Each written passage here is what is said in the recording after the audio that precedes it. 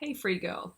So, I believe in liberating ourselves from big industries as much as possible, and that extends to hair care as well. So, most shampoos are full of toxic chemicals that strip your hair of its health and vibrancy long term. So, as these recipes still contain some ingredients, they are more like transitional recipes that help you fully let go of conventional shampoos and conditioners. I've personally had a lot of success with these recipes.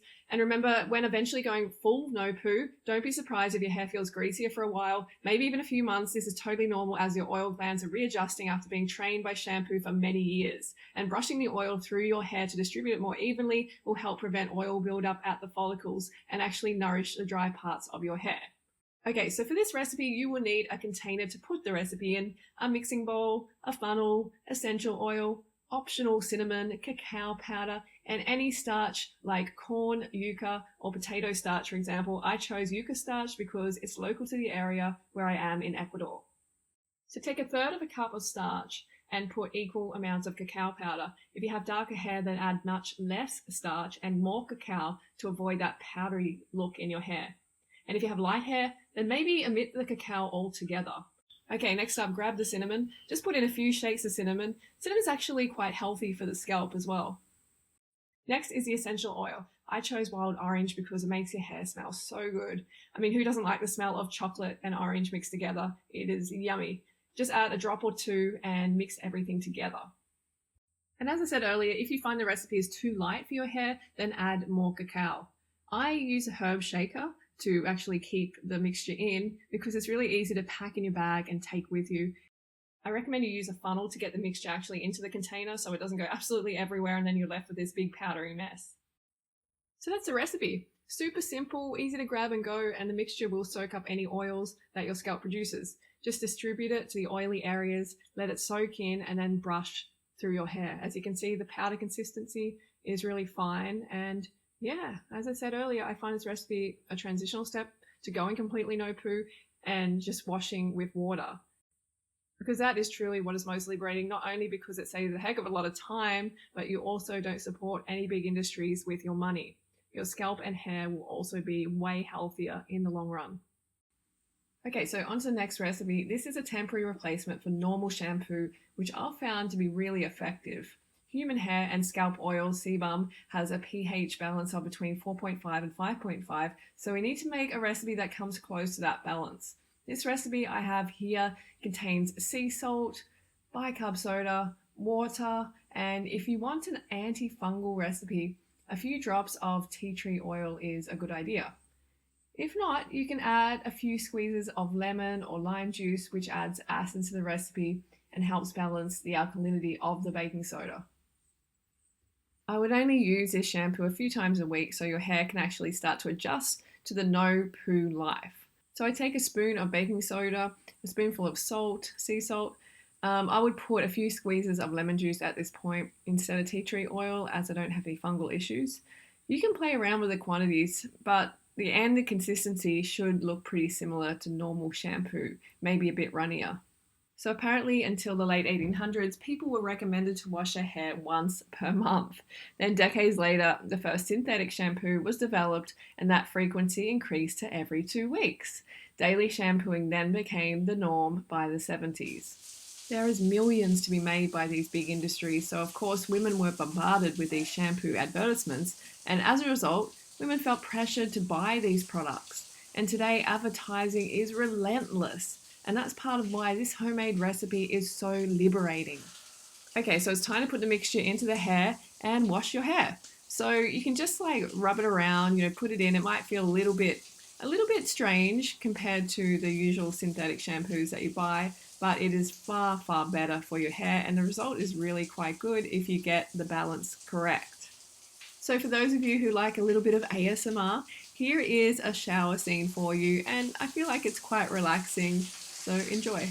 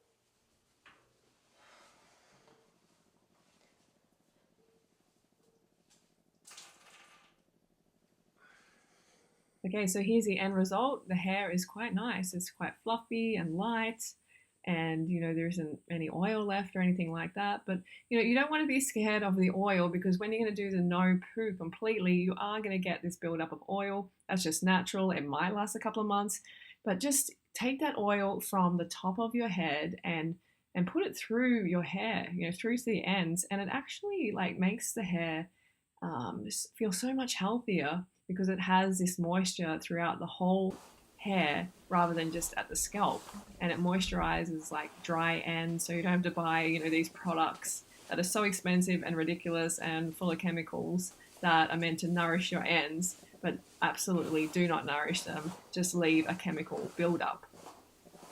I've also stopped dyeing my hair, and I'm literally saving thousands of dollars every year, and my hair is so much healthier as a result. Okay, free girl. I hope you start to liberate yourself from supporting these big industries by trying these homemade recipes instead. They really are the perfect recipes to transition you to the no poo life.